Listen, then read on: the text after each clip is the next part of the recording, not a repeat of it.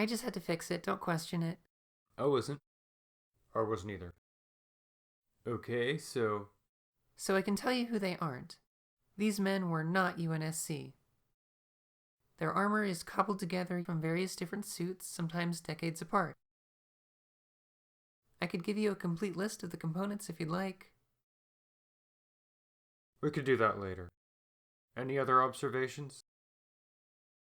Based on the injuries sustained, the placement of the bodies, and projectile impacts around the area, some of these men had military training and others did not. So by process of elimination means...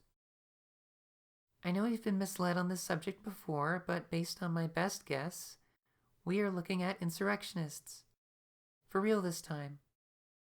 Assuming you're right, why would Agent Alabama be all the way out here fighting the insurrection?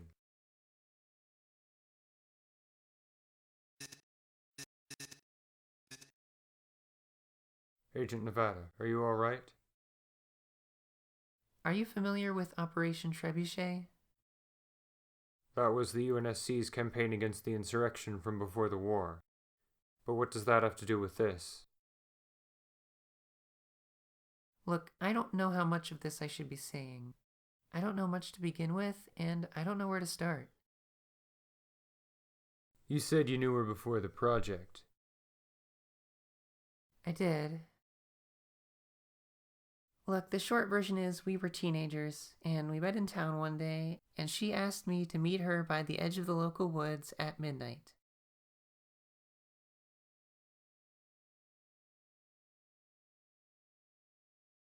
She hadn't told me much, just when and where she needed me to be and to keep the lights and engine off until the last possible second. I caught movement in my peripheral vision, and suddenly I was focusing so intently on the trees I could tell it was her, making a beeline toward the clearing. She was looking back over her shoulder every 100 yards or so, like something was chasing her. She broke through the tree line, and there she was, eyes wide with horror. There were bruises on her wrists, but also on her knuckles, and she was holding a nail gun of all things. Must have been the only weapon she could find. That's concerning. Sounds like she put up one hell of a fight. Yeah, probably. I was pushing that car as fast as it could go for miles, and we were dead silent the whole way. I had no idea what was happening or when we would be far enough away to stop being scared for our lives.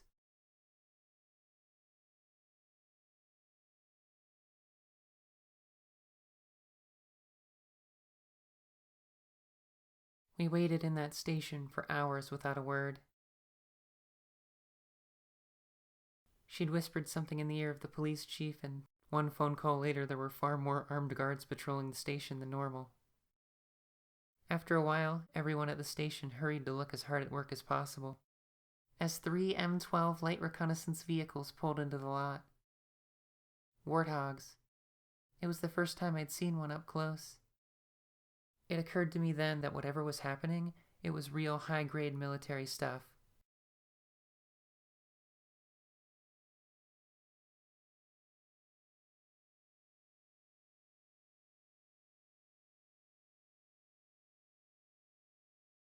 She never told me what happened, and I never asked. I specifically heard someone say, "Haven't had a tip on this lot since Trebuchet." Look, there was something in those woods, something chasing her. I never saw it myself, but I could tell. I could see it in her eyes.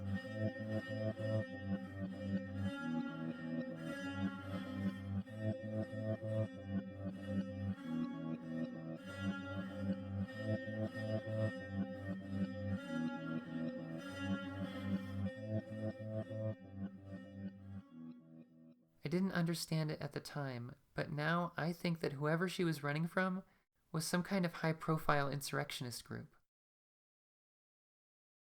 Are you saying these could be the same individuals? No way. This was like 15 years ago, and we listened to the gunfire through the forest the whole night.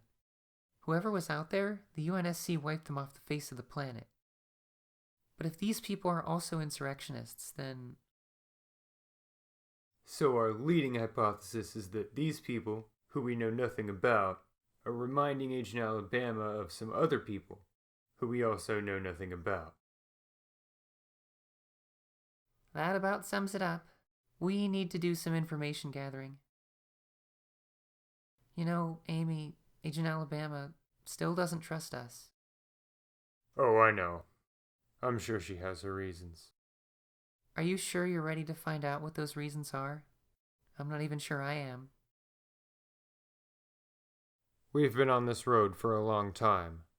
Sometimes together, sometimes apart. It's time to let her know she can come home. Whichever of her demons we must face along the way. Once more unto the breach, dear friends. Through the fire and the flames we carry on. Yeah, let's do this. And thank you.